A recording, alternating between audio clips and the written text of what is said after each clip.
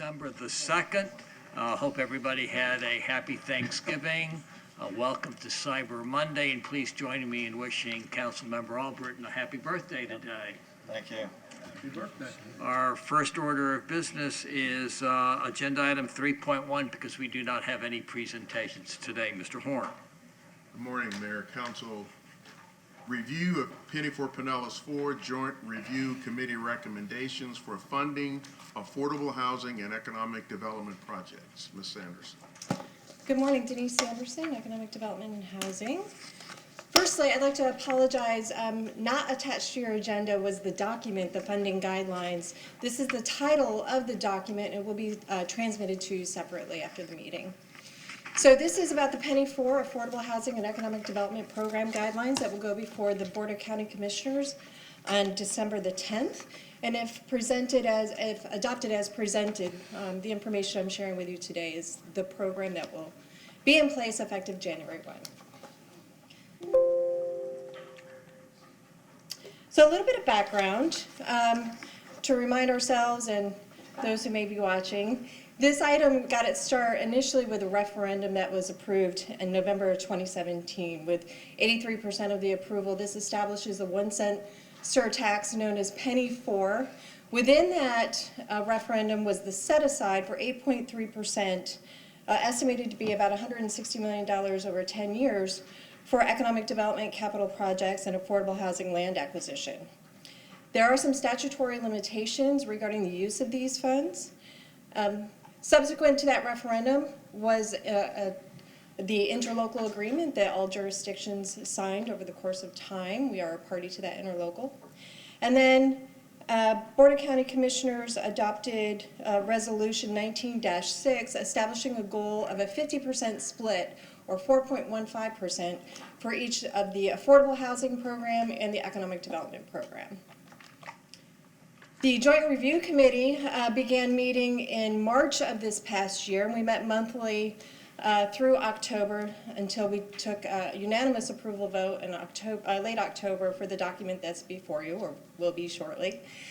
Throughout that process, we heard from several subject matter experts. The experts included Bill Fruth, an economist from Polycom. Though he was not present, we did review some statements he made in 2014 vis-a-vis a video. Catherine Driver from Pinellas County Housing Finance Authority, Linda Fisher with Forward Pinellas, Barry Burton, the county administrator, and then multiple representatives of FAST, or Faith in Action for Strength Together, a religious-based organization with some keen interest in affordable housing.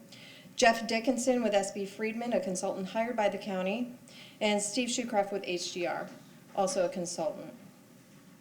We reviewed several studies, the Housing Affordable Assessment Study conducted by SB Friedman and HDR, and the Economic Development Capital Project Study, again by those same consultants, and Advantage Pinellas, which is the long-range transportation plan for Forward Pinellas, which informed this document. And as I said, on October 25th, we did unanimously approve this document to move forward. In terms of the guidelines themselves, they're structured with the following funding description, a description of the Affordable Housing Program, the Economic Development Program, how funds will be awarded, monitored, and reported over time, and then the application review process. The Affordable Housing Program, I'll be brief with this one because it's pretty similar to the program that we currently have in place through the HFA, or Housing Finance Authority. It includes identification of the eligible projects, which have an established targeted income for assisted units, the requirement for the documentation and evaluation of financial need, the eligible uses of funds, which are limited to land acquisition, housing construction and rehab, the ineligible uses of funds, which include financing, administrative, and other costs, alignment with public policy goals established by the county. They have historically used a merit-based, not points-based system in evaluating projects. They do identify 3 tiers of prioritization for how projects will be viewed. And they will provide, this document also provides forms of funding assistance which are limited to ground lease and security agreements like land use restriction agreements, et cetera. The Economic Development Program, though, is completely new for the county. And it will be new for us as well as a party to this, or hopefully bringing projects forward under this program. So I'll spend a little bit more time with this one. So the eligible projects include new construction, expansion, and/or rehab of office and industrial buildings, site readiness, and public infrastructure. This is completely new. We've never used dollars for these things. It also requires financial need be documented and evaluated. The eligible uses of funds are broad, as you can see here: land acquisition, site prep, stormwater, structured parking, public infrastructure, private infrastructure, new construction or rehab, and then other, what is termed as extraordinary development costs. The ineligible uses include those non-capital expenses and cash incentives. No payments will be made directly to any employer or developer. It requires that it has alignment with public policy goals. Those public policy goals are established within this document, which require a minimum new square footage on new construction. The locational uses, so there's some geography form guidance here. And what I mean by that is Advantage Pinellas identifies premium, primary, and secondary transit corridors. This document allows, or requires rather, that projects be prioritized based on their location. So if a project were to come forward along US 19 as an example, that is considered a primary corridor that would rise toward the top for consideration. Secondary corridors perhaps would be tiered a little bit lower. Also establishes types and uses, office, industrial, etc. Requires or recommends additional local government support. And then the forms of funding and assistance include no minimum or maximum, grants, loans, or other is to be determined, and then subject to performance requirements and the typical clawback provisions that you might expect of, similar to other economic development incentive programs. The funds will be awarded and monitored over time. Again, this is pretty similar to economic development SOPs, if you will. So there will be an ongoing monitoring and reporting period. It may include site visits and inspections, an annual summary report, new awards from previous years, etc. And the awardee must submit required documentation.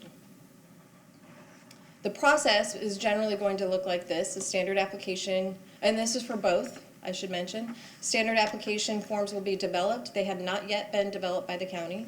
The county will solicit or accept these applications. In some cases, it may be a notice of funding availability and solicit for a period of time, or it may have an open application period. They'll be reviewed against program guidelines, and then the written agreement will be drawn up by the county. If we are a party to that, we'll obviously be a party to the agreement. If it is a county project brought forward by county staff, a resolution, or in an unincorporated area, a resolution will serve as the written agreement. And with that, happy to take any questions. Questions of staff on Mr. Pugliese? Thank you, Mayor. Ms. Anderson, we've been talking recently, and I know that there's a sunset, but the incentive is not going to be as great, but it's still going to be out there for opportunity zones. Would opportunity zone funds be a compatible assist tool to use in conjunction with these? Could opportunity zone investment funds be used with this program? I would say certainly insofar as what a developer or investor is bringing to the table will have sway in terms of the application itself. Is it a part of this program? Not specifically, no. But when you looked at the expanded eligible projects, I saw a lot of those, which is exactly what I think opportunity zones now are eligible to target.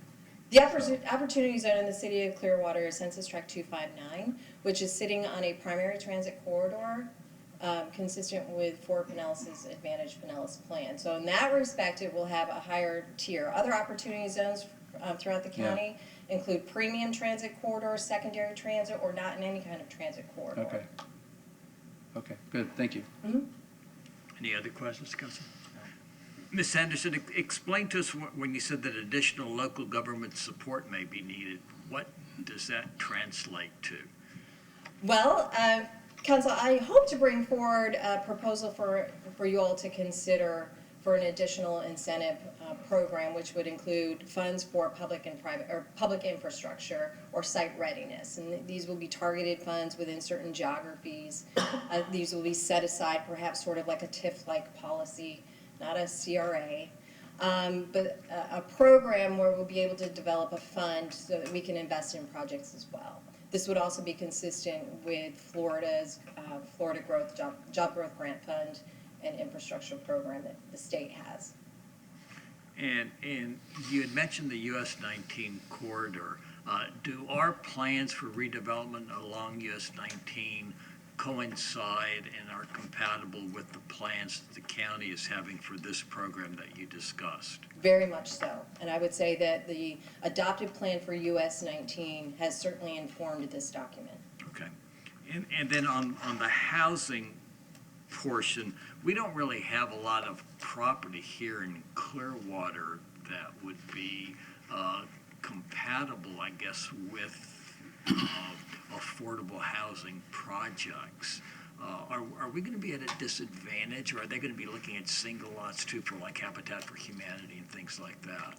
There is a prioritization for a minimum of 10 units, so in some respects we'll be a little bit more challenged there, but it is not required.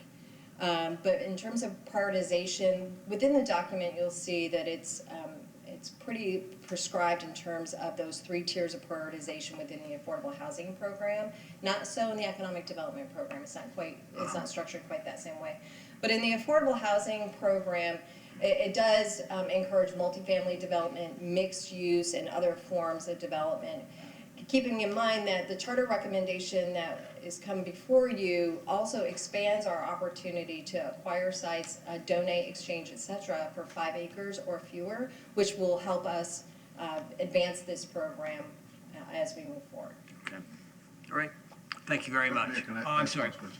Denise, in the slide that's entitled Economic Development Program, and you went through the list of eligible projects. When you got down to public infrastructure, I thought I heard you say private infrastructure as well. It wasn't on the slide, so I just want to make sure that Yes, thank is you. eligible. It is eligible, yes. Okay. Yeah. All right. Thank you. You're welcome. Agenda item 4.1. Authorize the purchase of 19 additional police vehicles for a not-to-exceed amount of $745,000 per the recommended contracts in accordance with Clearwater Code of Ordinance Section 2.5641D, other government entities, declare surplus and authorize for disposal at auction the vehicles being replaced in accordance with Clearwater Code of Ordinances Section 2.622, authorize an increase to the current purchase order with Enforcement One, Inc. of Oldsmar, Florida, in the amount of $150,000 to provide police upfitting services for a new not-to-exceed amount of $450,000, authorize lease purchase under the city's master lease purchase agreement or internal financing via an interfund loan from the Capital Improvement Fund, whichever is deemed to be in the city's best interest, and authorize the appropriate officials to execute same. Chief Slaughter. Chief Daniel Sauter, the Police Department. So due to higher than expected repair costs associated with the Chevy Caprice vehicles, Fleet has recommended the PD accelerate their replacement. Of the issues experienced with the vehicles, the department is dealing with camshaft failures, air conditioner failures, non-resilient brake parts, associated front end problems, and this is exaggerated by a fact that these vehicles were manufactured in Australia with a plant that is no longer operational. The 19 vehicles that are being replaced, 6 of them are 2013 vehicles and 13 of them are 2014 vehicles. The mileages do range between 37 and 76,000 miles per vehicle. And we are seeking to replace them with 16 Ford Interceptor SUVs of a variety of colors, with 7 of those vehicles being hybrids and then 3 Ford Tauruses. And I have Perry with me from Fleet as well to answer any questions about the maintenance issues, and be more than happy to try to answer any questions. Questions on 4.1. Mr. Albritton. Yeah, when I looked at the list, I was figuring out the mileage. I mean, it's all low mileage cars. I mean, your one with the highest mileage, 76,000 for 7 years, is about 10,000. But I didn't realize that it was other issues affiliated with the Caprice, that why you're selling those. Yes, sir. It's, Perry could probably speak to it better, but the vehicle, or this camshaft issue that seems to be one of the prevalent ones, is more related to idling. It has what's called a displacement on demand lifter. and that apparently can cause some significant issues. It's a manufacturing design problem, but it's outside of warranty. Apparently. Yes, also, as we dug into this, we realized that the cost per mile, the maintenance of the Caprices was 52 cents a mile versus the Ford Explorers that we use now is currently 29 cents a mile. So just the maintenance part does not even address the engine issue. Just the maintenance side of it is almost double for these Caprices. And we decided that we should cut our losses based on the engine issues going forward and do the replacement now. Okay, and these, so coming out of you have Fund 010, is that out of the police fund? So of the financing for this, $300,000 is proposed to be out of Penny for Pinellas funds that we have available for vehicle replacements. There is about $38,000 that's coming out of a police special project code, which is related to your extra duty. We recoup some of the costs for vehicles through the extra duty program when they're used for extra duty details. And then the remaining would be through the lease purchase program. That's what currently is proposed.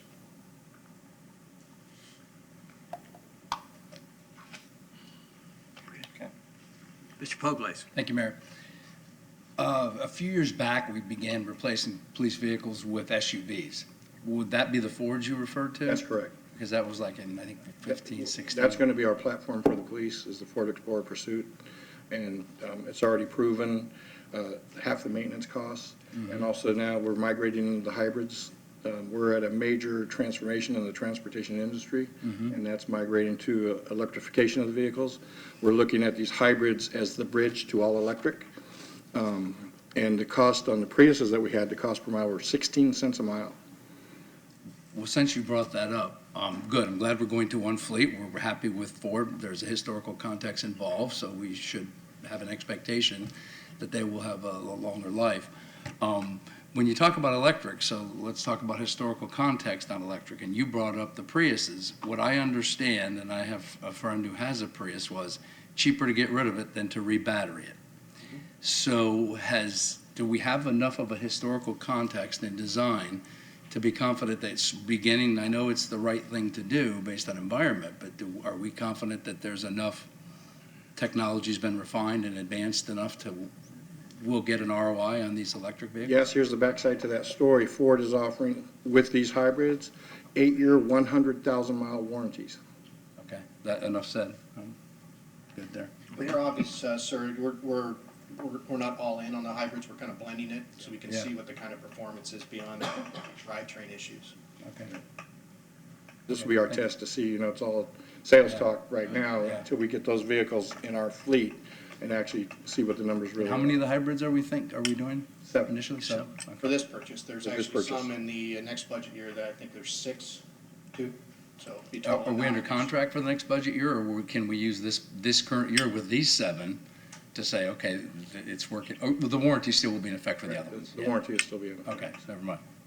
And the thought with that also is it's only a $3,500 upgrade, and with the fuel savings that we should incur in the first year, that'll cover that. Yeah. And thereafter, it'll be more savings. Perfect, thank you. Mr. Hamilton. Well, I'll be interested to see how the hybrid holds up as under police usage, because police are known to drive hard, and they have to, in many situations, that they have to drive hard. So it'll be interesting to see how they perform, but I think it's sorry that the Caprices have such a bad, we've had such a bad experience with those, but it'll be good. Explain, the reason we switched to the Caprice is because the Ford models that we were using weren't going to be available anymore, correct? Yeah, this is going back to 2012, Yeah. when the Ford Crown Victoria was being phased out. That's And what so it we was. had I to make a couldn't- yeah. choice between the Chevy Caprice and the Dodge Charger at the time. There was some concerns about the Dodge Charger had some history of some front-end issues at that time. And the Caprice was relatively a new product line at that time. It was being, the name had been around, but they had taken the Pontiac G8 platform and decided to build it over in Australia, and there wasn't any history to anticipate these problems. Okay. And then go back to the discussion on the hybrid for a second. The reason we're not doing all hybrids this time is because this is a newer model also, and Yeah, the Ford hybrid, this SUV Interceptor model is a new one built solely for law enforcement. We had hybrids before, but they were essentially civilian vehicles used by our detectives. These are going to be police-rated, pursuit-rated SUVs that have been tested. Our officers have driven them. We believe their performance will meet our needs. As you can see, we definitely need to have some history of it in service to kind of anticipate and see what's going to. do we know of other communities in the area or in the state that may have had these vehicles? And I wouldn't say any of them that have had them with enough history. This vehicle's just came out this last year, so it's not enough history out there to anticipate any problems. These vehicles are purpose-built for police duty. The hybrids are. Okay. So. However, so was the Caprice, so. Just, Yeah. Full disclosure. all right. Mr. Warren? Yes, one question, Chief. I think historically, everybody has always wondered if we transition to electric vehicles, how would they handle their pursuit requirements? And we have pursuit policies and procedures. Police officers don't just pursue at all cost. So could you just briefly describe, what is a reasonable expectation of how an officer is going to approach that particular situation? so, pursuit can only be done in violent felonies, pursuing violent felonies, and so there is an expectation, of course, that pursuit is handled in a manner that is, safe and prudent and doesn't exceed the risk to the public to capture the suspect. So, there is, an expectation that your speeds are not going to be excessive. The vehicles do seem to meet kind of our performance requirements for those scenarios: handling, acceleration, the need of a vehicle, not necessarily pursuit, but to kind of not the chasing of a bad guy pursuit, but pursuing with traffic offenders tends to be the big beat up on a car. You're running radar, you hit a guy, he's speeding, you have to catch up to him. That jumping on and off the gas is what really kind of wears your cars. These cars meet our performance needs, the hybrids. The only thing with the hybrid, I think we always need to be cautious when you get to maybe a full electric vehicle, is in emergency response, you need to be able to turn that vehicle over. So there's not going to be the ability for long charging times. You need to be able to put gas in it. So that's why the hybrid technology makes more sense, because it can run off both electric and gas. So we need to be able to turn that vehicle and run it 24 hours a day if in the middle of a hurricane or something. But as far as pursuits, the vehicle would meet all of our needs. Fortunate we don't have a significant number of pursuits in Clearwater. They're pretty rare, and so we're more than well resourced with this particular vehicle. And of course, Chief, I guess it'll give, because it's a hybrid, before you go to the all-electric, it'll give some time for the technology possibly to improve. Rapid charge. Yeah, okay. Consent? Thank you. 5.1. Approve a construction manager at risk proposal from Certus Builders of Tampa, Florida, for a guaranteed maximum price of $1,157,483.80 for construction of a restroom at Seminole Street Boat Ramp, and authorize the appropriate officials to execute same. Mr. Mahoney. Morning, Council. Tom Mahoney, Engineering Department. With the initial phase of the Seminole boat launch completed now, we are bringing forward the second phase, which will be the permanent restroom facilities. This will consist of an elevated structure due to the floodplain, and will also have an elevator due to ADA requirements. This will also require a sanitary sewer lift station due to the location of the structure. Once completed, Marine and Aviation will be responsible for the daily operations. I'll be happy to answer any questions. Questions for staff on agenda item 5.1. Mr. Hamilton. Yeah, you probably have the same question I have. What kind of bathrooms are we building for $1.1 million? I mean, is this gonna have, are there shower facilities in here for people that are, or is it strictly bathrooms? And because of the flood requirement and having to build it, above floodplain and whatnot, I'll be honest, I'd like to see the actual architecturals of this and some of the breakdown on it, because I'm very uncomfortable at $1.1 million for a bathroom. I don't know how the rest of y'all feel. Yeah. I mean, there's a few more questions I need answers to before I can say I'm comfortable. I'm not gonna keep this off consent in anticipation of getting the information I need between now and Thursday, but I just think $1.1 million is a lot of money for a bathroom. And I know the ADA requirement raises the price. The flood plan raises the price, but $1.1 million, how, are we putting marble fixtures and everything else in this thing, or what? No, sir. This is, Yeah, the cost is certainly elevated due to the location, being on the water and below, in the floodplain. is there a lot of utility relocation? There's it has to run all new electrical. The lift station is expensive due to the location. It's requiring telemetry, which will prevent any overflows into the bay. That was a large component, and just running the power out there. The structure does have some upgraded finishes on it, but certainly no marble, nothing like that. The elevator is a high cost and requiring extra space for the control room and things like that nature. But yeah, it's an expensive construction project. If I can get some of that information between now and Thursday, Absolutely. I appreciate it. Mr. Albritton? Yeah, I'd like to see that as well. I was trying to find the map that was attached, and it just had a kind of an arrow showing where Seminole Boat Ramp was, but I'd like to get a little more detail as to where it is and how many, fixtures and that kind of thing.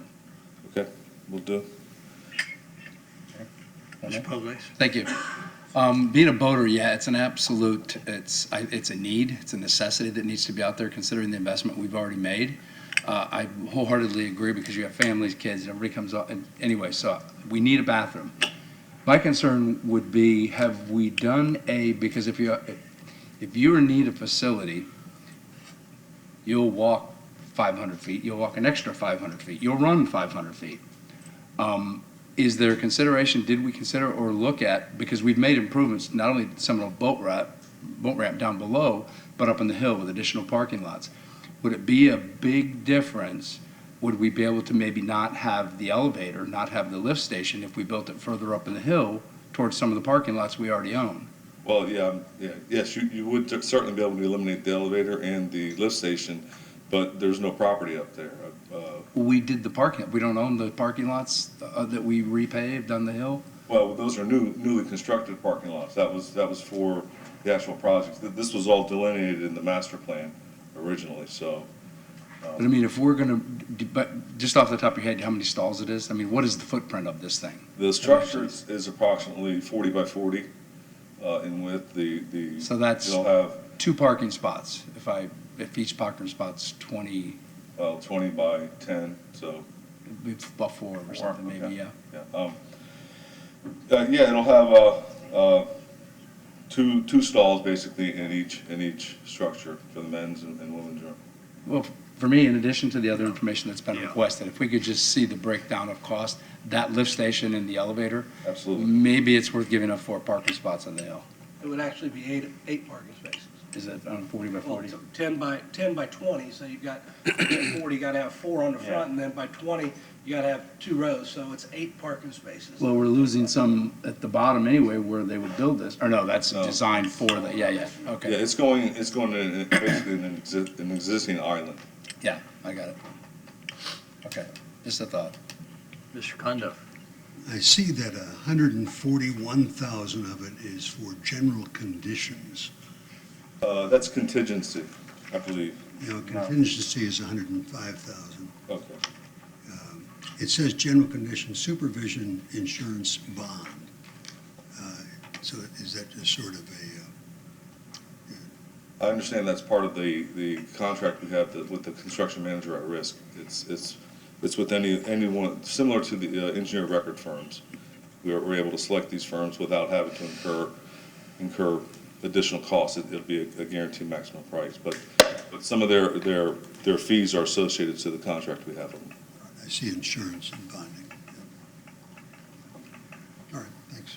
my colleagues took my questions, but they didn't go as far as I was going to go. I was going to say, let's hold off on this, come back with a cost to us on what it would be to go further up the hill, and then let us decide. None of us are going to be able to explain $1.1 million for a bathroom. Because while we may understand that we need the elevator and the lift station, the public is going to think we're spending $1.1 million for a bathroom. And I can tell you from my experience in the past, it's sort of like the hammer, that we're still reading about that had to be specially designed, for NASA and the Defense Department. And it's still, so I think we ought to just take this off the agenda until staff can come back to us with some other information. I mean, that's where I was when I saw this. Yeah, I'd like to see a picture of it. Well, I think there's a lot of other questions. Yeah, But yeah, also seeing a yeah. picture of it. Yeah, I agree with it. Yeah. All right, very well. And see if we can put it up, and if it means that we lose 8 parking spaces, let's, and do the job for $250,000, it saves us an awful And there's lot. other alternates to an elevator too. Yeah. There's a ramp, I mean, Well, there's things that could be. I don't know that you can do No, I think there's- ADA requires, Well, gotta you have could, one you floor could, ramp. but there's no space for it. If the building's above flood. You might as well move the structure if you're gonna do that, because Yeah. you're gonna eat up other parking spots, so. Well, I think, I'm happy waiting, getting the other information and move forward. But, I mean, ultimately, if we have to do the 1.1 million, I want to have every piece of ammunition available to Yeah. support it. and the breakdown is, the elevator's costing us $500,000, because the elevator's probably going to cost them. Well, elevator's probably $100,000 for, Yeah, at least, yes. Go ahead. Well, I was going to say, I'd like to kind of give you an idea of how we got here. The elevator was kind of a mid-project addition, really because some of our initial estimates of the overall project cost came in lower than we had feared. So when those numbers look good, in terms of the ability to kind of complete the waterfront redevelopment of that area there, this is essentially going where we had porta potties sitting out there for several years. So, and it is really a primary cost function of where we're building it, not what we're building. So the fact that it's going down there in a very high hazard coastal zone, the accessibility, it makes it a very expensive structure, but we felt like it was an important one to the overall project. So, but we can get you that information prior to Thursday. Mr. Horn?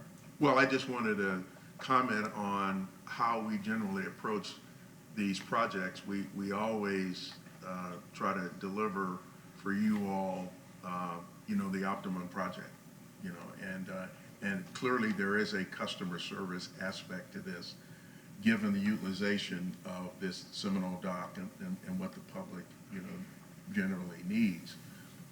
So, as I have said in the past, you get what you pay for. So if it sounds like you all may have less, because of the cost issue, it means that we may need to go back and reframe how we're looking at providing this amenity, if that's what's driving it.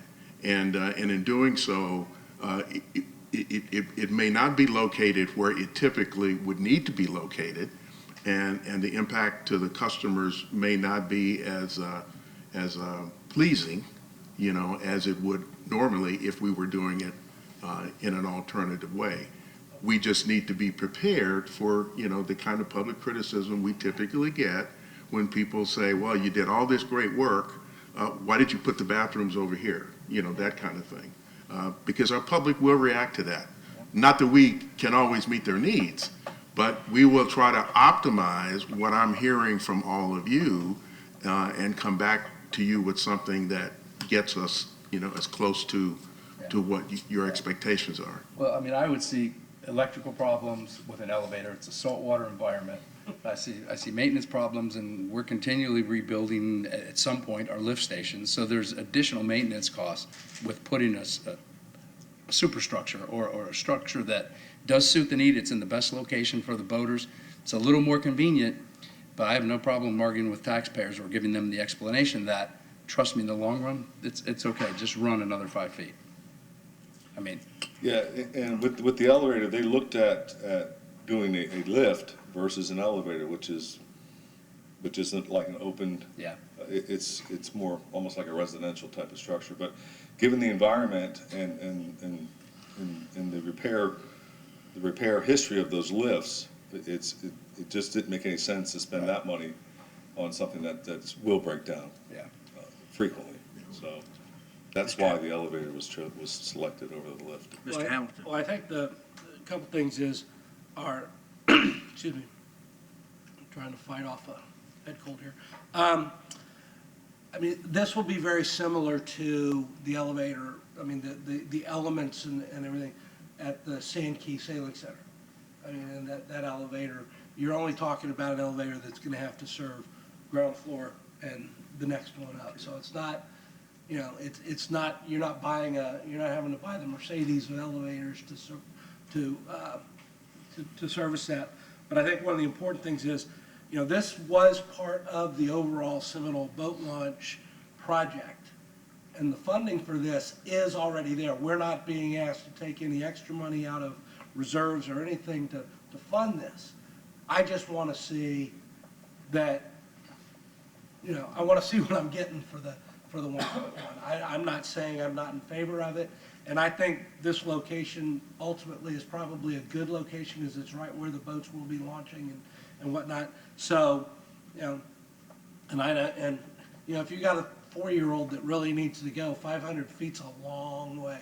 they'll pick a tree. So it's yeah, I just want a little bit more information. I'm not saying I'm against this project in any way, shape, or form. I want to see a little more information before Thursday. And I don't necessarily feel the need to take it off the agenda for sure, but we can pull it from the agenda on Thursday night if we're not all satisfied. That's for sure. There's also some newer porta potty, you know, like the Portland Loo and things. Did we consider things like that as opposed to a full-scale restroom? No, I did not. I'm not certain that the master plan evaluated that, so. We did not. Would that be something that would be acceptable Uh, for what we're? Almost any alternative to what we're constructing would be less. Yeah. But, you know, I think it was, you know, an aesthetic functionality. This is very similar if you think about the model at the West Bay, the Bel Air Bridge. There's next to the ramps there, the county has constructed something that's very similar to what we would have. I think that was actually kind of a model for our architect.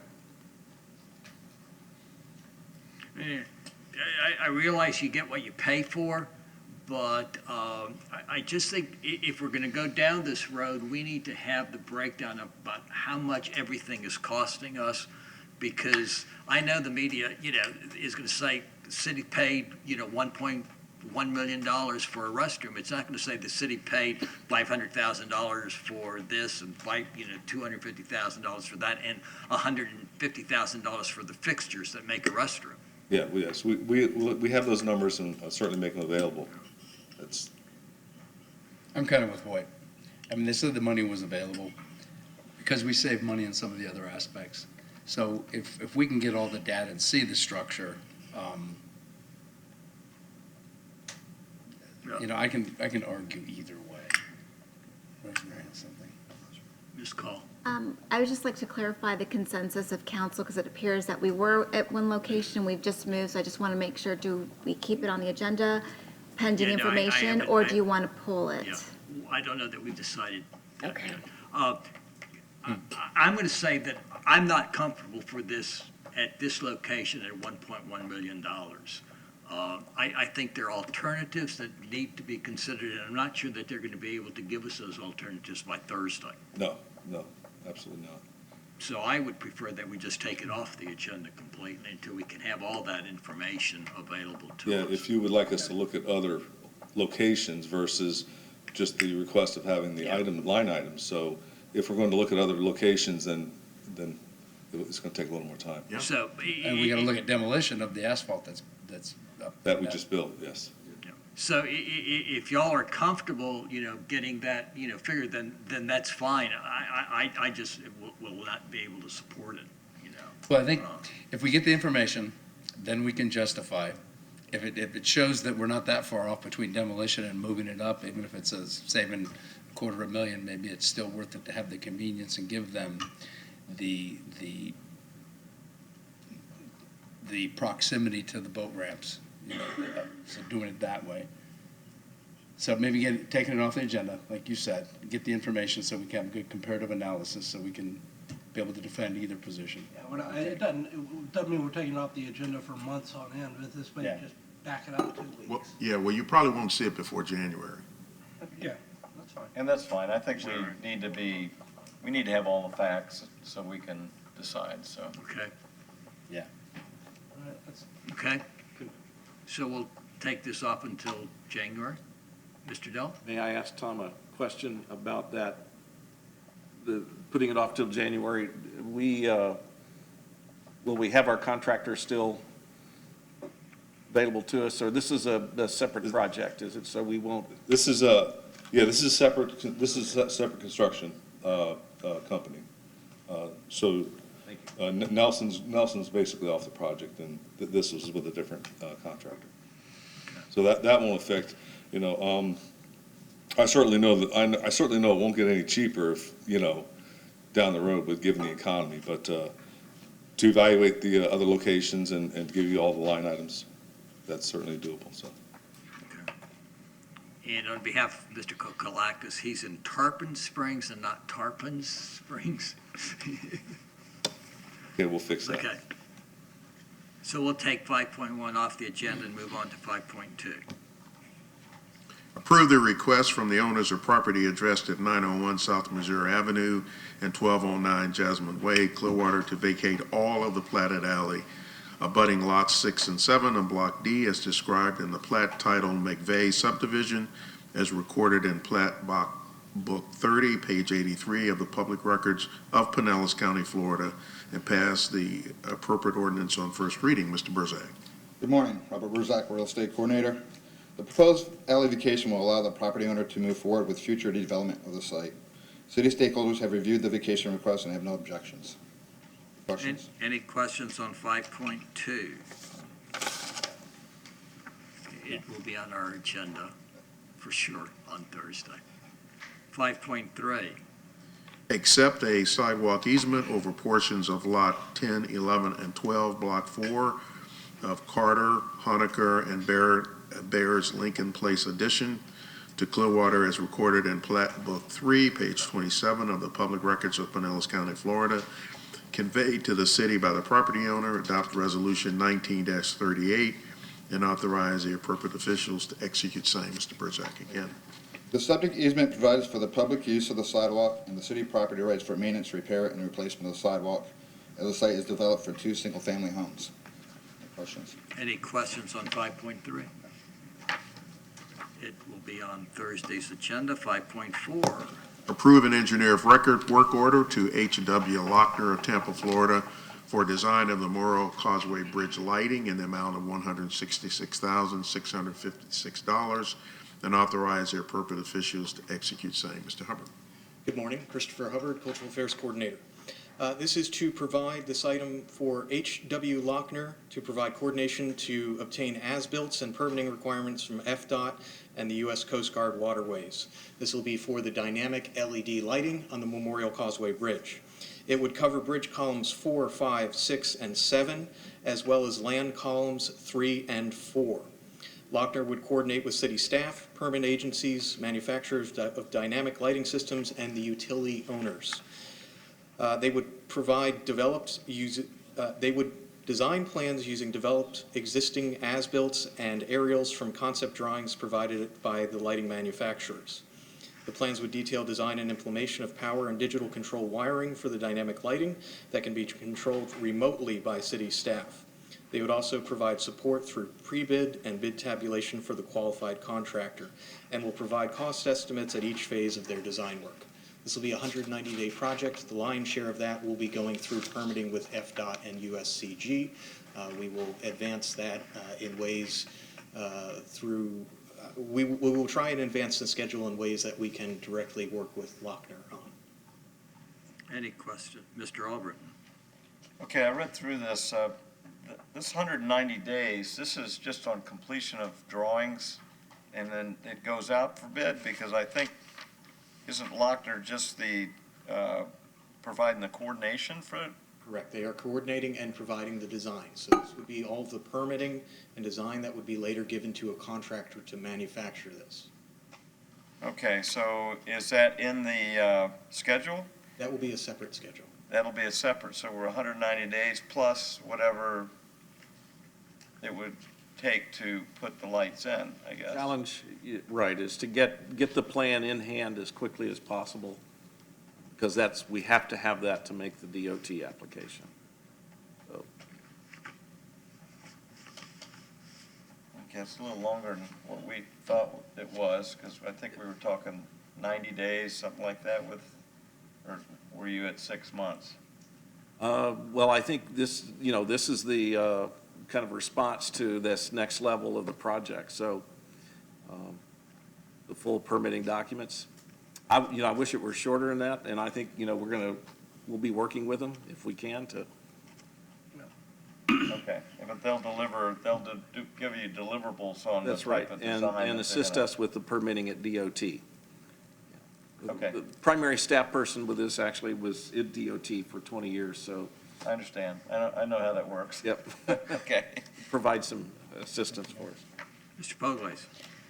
Dynamic lighting, so are we going to be able to get, if we approve this today, are we going to be able to get along the way? Because I noticed you said they're not going to be the entire bridge like at like Gulf to Bay and US 19, where there's a single strand of like LED.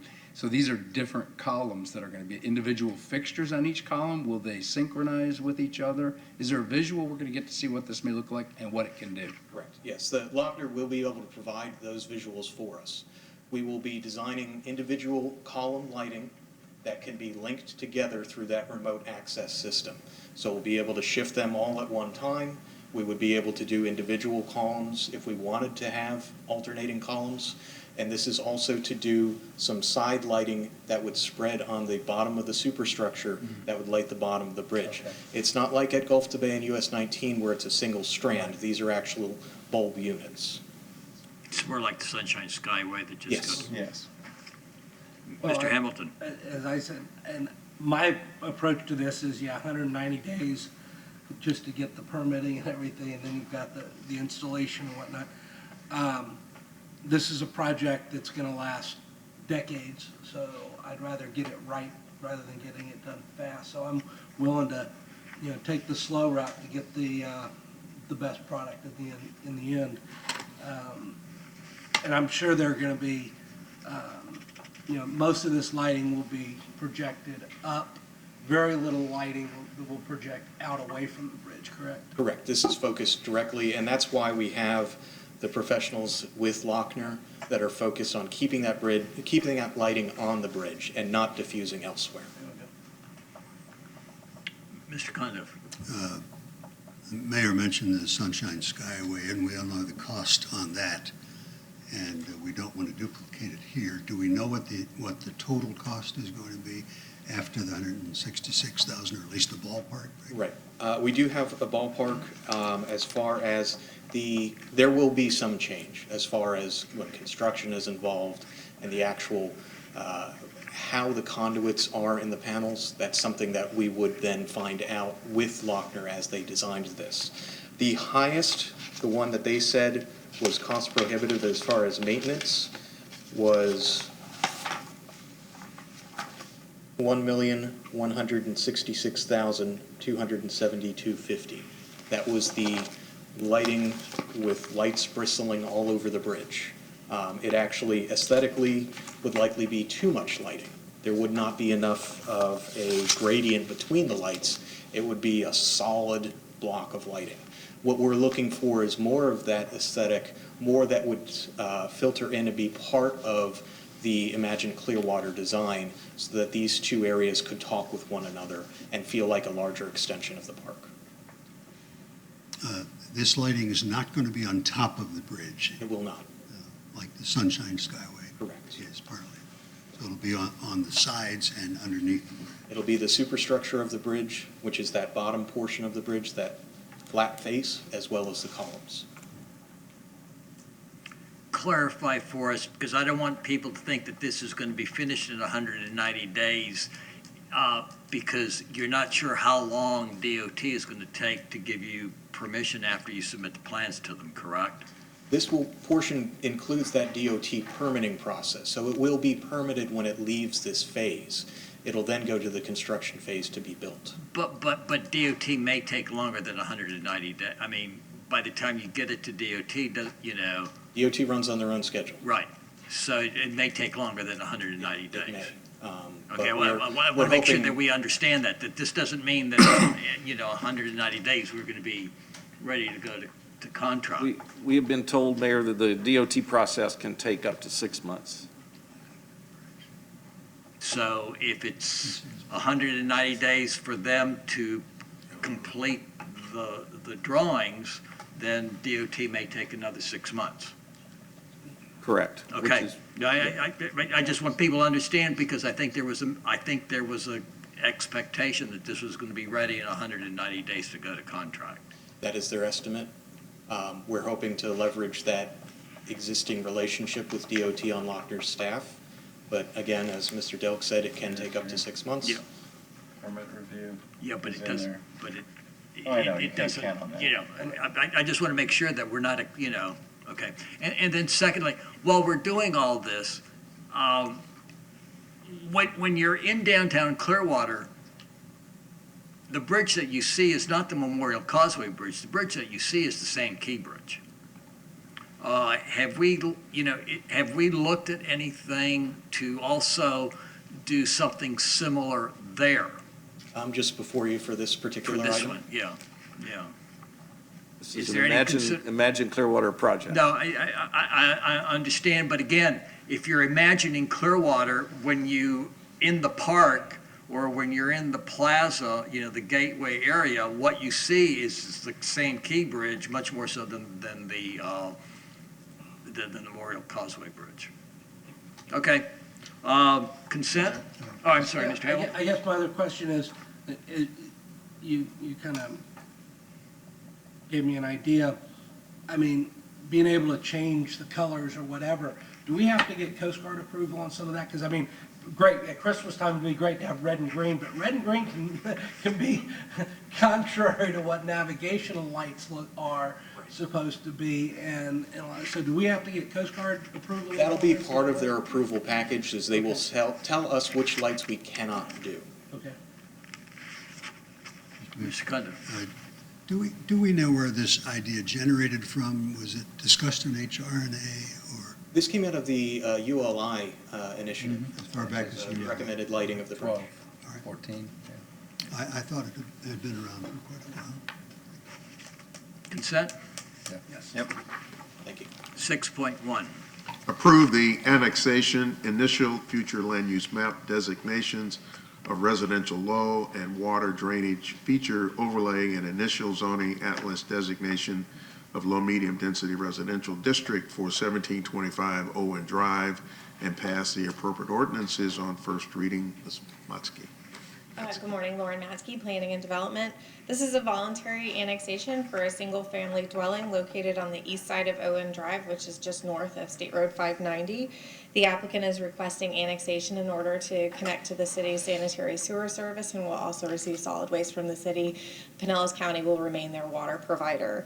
The property is contiguous to city limits to the east and is therefore eligible for annexation. Any questions on agenda item 6.1? Our meeting on Thursday is December the 5th. We'll see you then. Sir? 7.1, Ms. Call. Appoint Phil Henderson to the Marine Advisory Board as the ex officio member with a term to expire December 31st, 2023. Council members, in your agenda packs, you had a copy of his application. As you can see, he does have some background that would provide some expertise to the board. Any questions? Consent? Yes. Put that one on consent. 7.2. Appoint Andrew Laurenti to the Library Board to fill the remainder of an unexpired term through February 28, 2021. Council members, in your agenda pack, excuse me, you had an application from Mr. Laurenti to fill this vacancy. Any questions on 7.2? Consent? 7.3. Appoint Kelly O'Donnell to the Air Park Advisory Board as an ex officio member with term to expire December 31st, 2023. Council members, in your agenda pack, you had an application from Ms. O'Donnell, and she provides also some expertise that's currently not available on the board. Is this to fill the, I'm sorry, questions, counsel? Is this to fill, This is actually the ex officio category that she created at the last council okay. meeting, so because she, I understand that one of the members is. I will be yeah. meeting with council one-on-one to discuss that matter. Okay. Because, let's talk this out a little further, because the gentleman who is, had to resign was a pilot. Career pilot. Yeah. And he would fit in this category as an ex officio. And there's a limitation on how many ex officio members. I have discussed with the city manager, and he has suggested I speak one-on-one with you to determine if you want more than one ex officio member. But she was the reason why the ex officio category was created. So since the ordinance was adopted by council, the individual in question, his name is escaping me right now, but he has moved out of city limits. So you can have more than one ex officio member if that's what council chooses.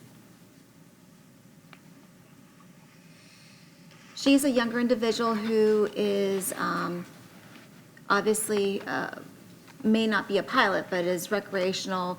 She has been providing a lot of interest and has been attending the board meetings. She has been providing some feedback, and Mr. Chesney believes that she would provide a perspective that is currently not available.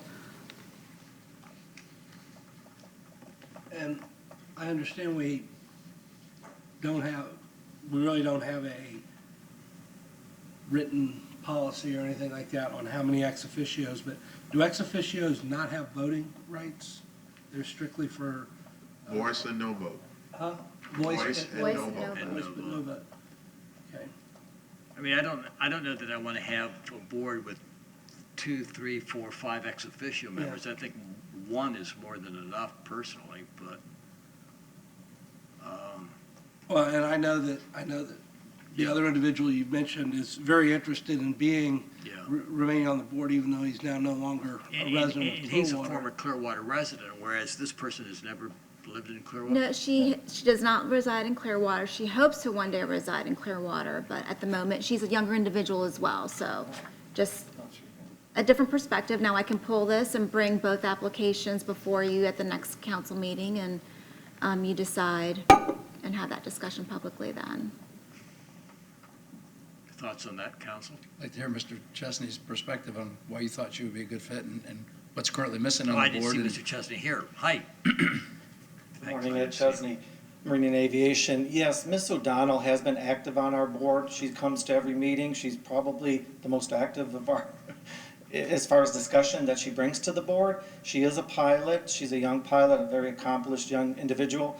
And at the last meeting, when the member told us he was no longer interested, or no longer could be on the board because he had moved, I asked him about the ex officio position. He did not want it if it were to take it away from Ms. O'Donnell. So he was aware that there was one position available, that we had set the groundwork for her, so he did not want to bump her. So that's why if we could have two, he would be interested. So it's a little complex, but I brought that up at the last Air Park meeting about he being the ex officio.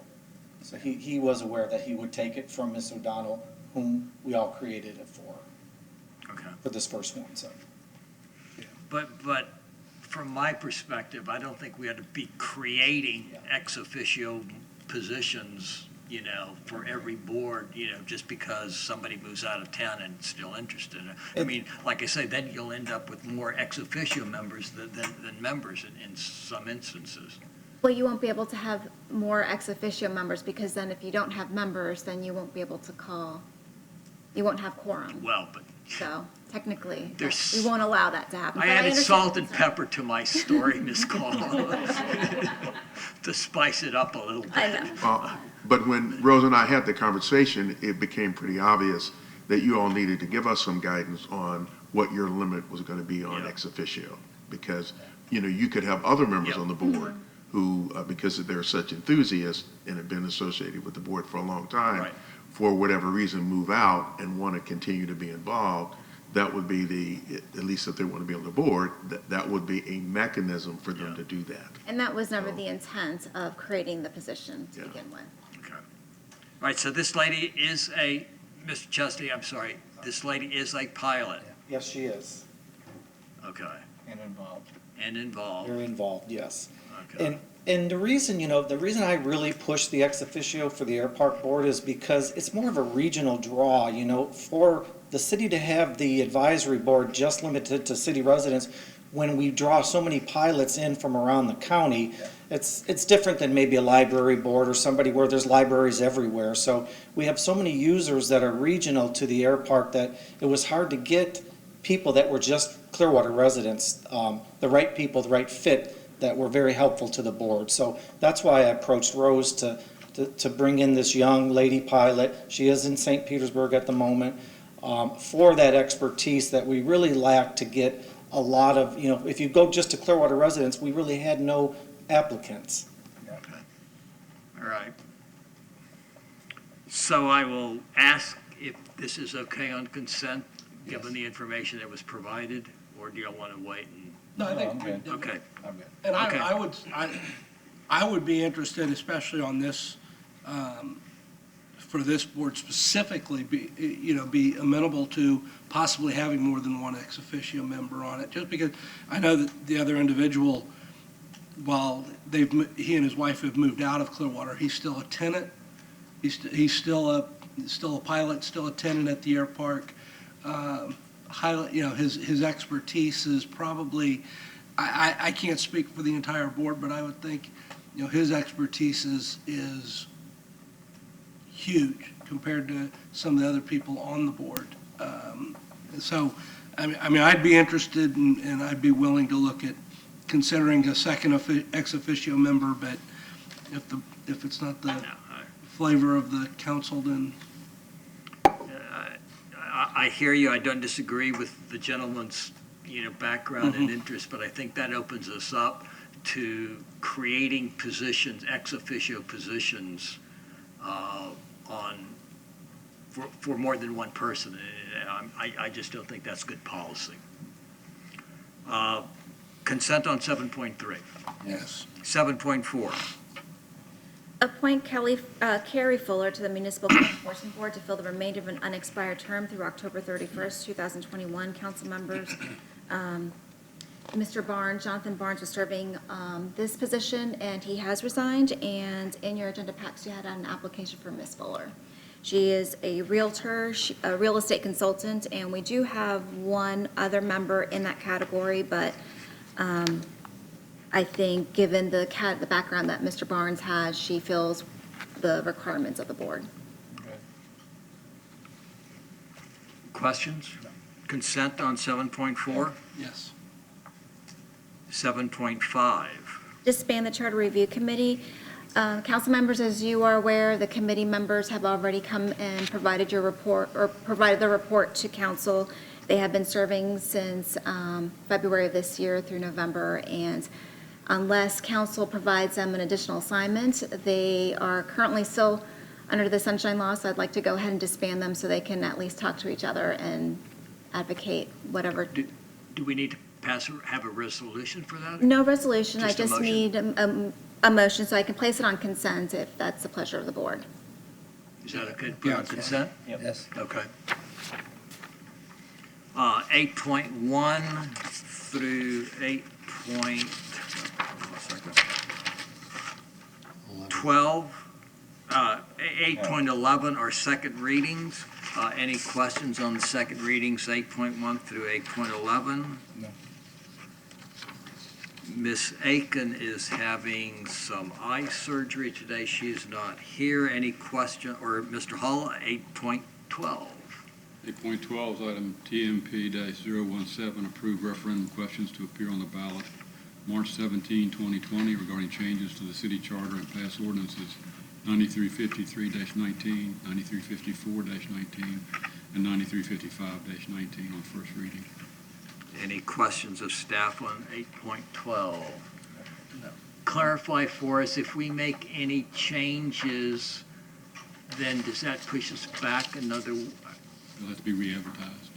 So we have to, then it wouldn't be on the ballot because we run out of time. Exactly. Okay.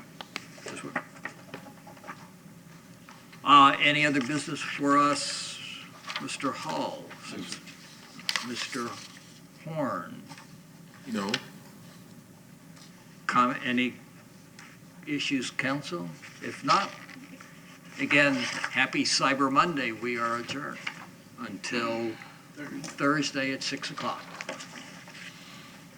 Happy birthday, David.